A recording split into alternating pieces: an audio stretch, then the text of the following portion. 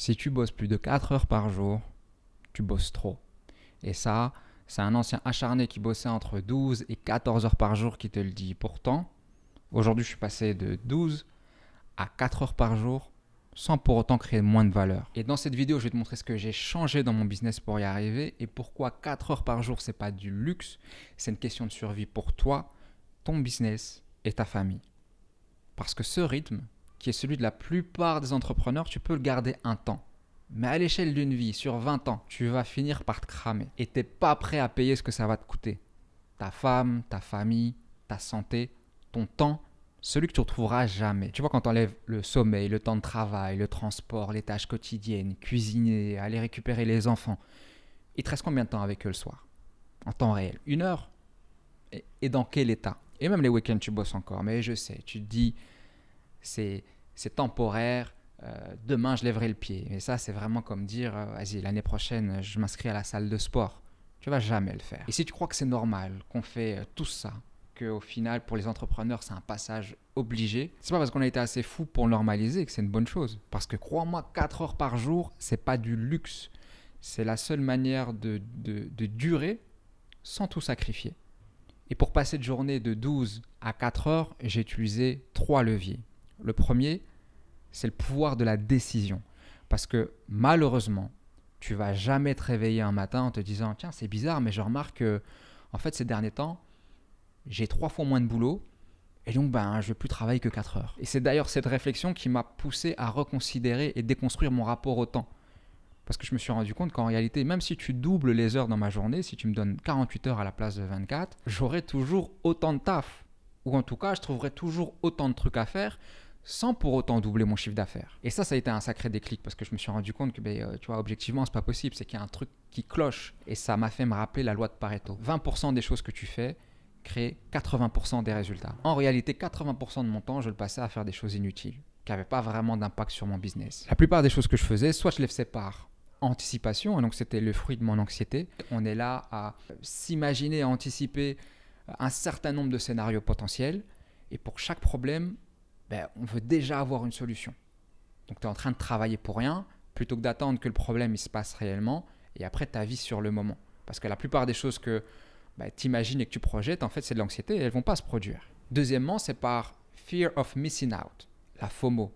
On a peur de manquer l'opportunité. Moi je me souviens, l'année dernière, j'avais vu un compétiteur qui avait créé un chatbot où en gros il avait mis tout son contenu et plutôt que d'avoir un LMS classique où tu vas consommer du contenu, là tu allais poser une question au chatbot, je sais pas moi, comment répondre à telle objection et il te donnait directement la réponse. Et je me suis dit, mais attends, il faut absolument que je fasse ça, l'intelligence artificielle c'est le futur, etc. Mais tu vois, ça c'est purement impulsif, c'est la peur de passer à côté de quelque chose, alors qu'en réalité, ça ne correspondait même pas à mon business model d'aller faire un chatbot avec un abonnement à 30 balles par mois. Et ça peut très vite venir remplir tes journées, t'étouffer. Et troisièmement, il y a beaucoup de choses qu'on fait par perfectionnisme ou par ego, tout simplement à cause du syndrome de l'imposteur. On va beaucoup travailler sur l'esthétique, sur la forme, qu'on va soigner pour avoir l'air pro ou différent.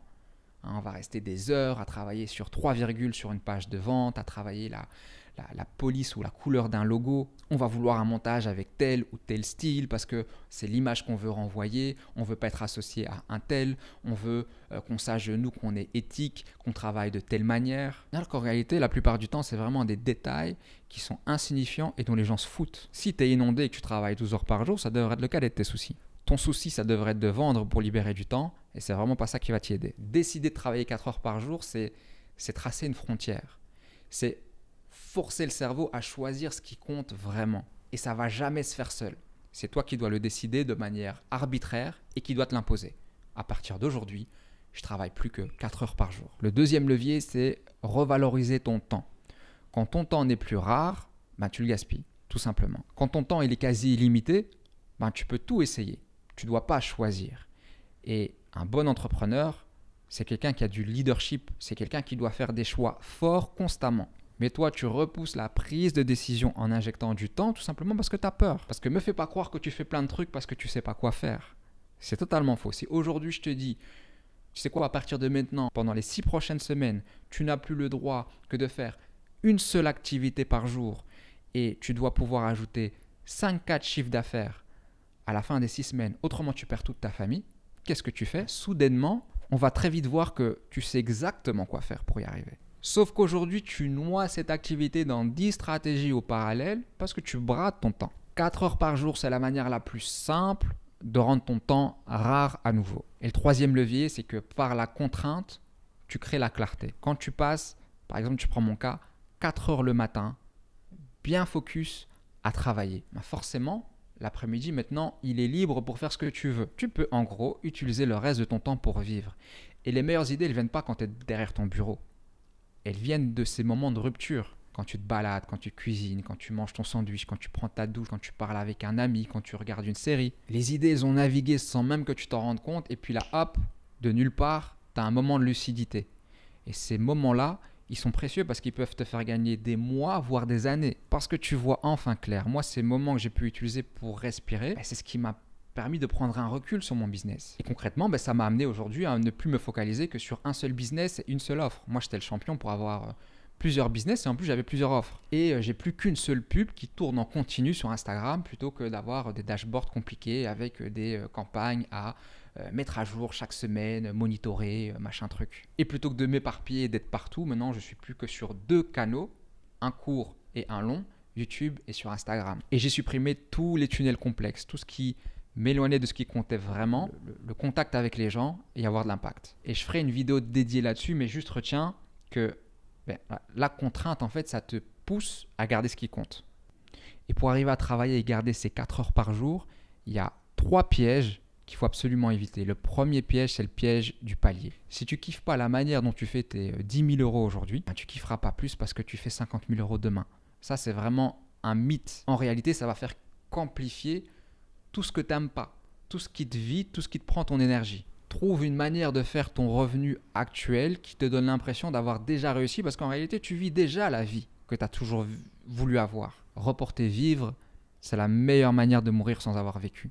Le deuxième piège, c'est la culpabilité et la rigidité. Travailler 4 heures par jour, c'est une moyenne, ce n'est pas une religion. Tu vois, il y a des jours où je ne bosse pas et puis il y a d'autres jours où je vais bosser 6 heures parce que j'étais dans le flow et j'ai pas vu le temps passer. Les deux sont ok. Le but, c'est pas d'être parfait. Le but, c'est d'être conscient pour s'assurer de ne pas tomber dans les travers qu'on a fui. Et le troisième piège, c'est la culture du hustle. Quand tu bloques sur une tâche, arrête de te juger, arrête d'être difficile avec toi. C'est pas de la paresse, c'est un signal.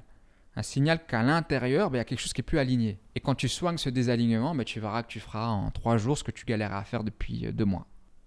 4 heures par jour, les gars, c'est pas un luxe, c'est une nécessité si tu veux durer. C'est pas une méthode miracle, c'est un cadre, c'est un rappel que ton business, il doit servir ta vie et pas l'inverse. Si tu en as marre de la hustle culture et que tu veux voir concrètement comment je m'organise pour travailler 4 heures par jour sans sacrifier ma vie, abonne-toi parce que c'est exactement ce dont je parle ici. Et je te dis à la prochaine dans la prochaine vidéo.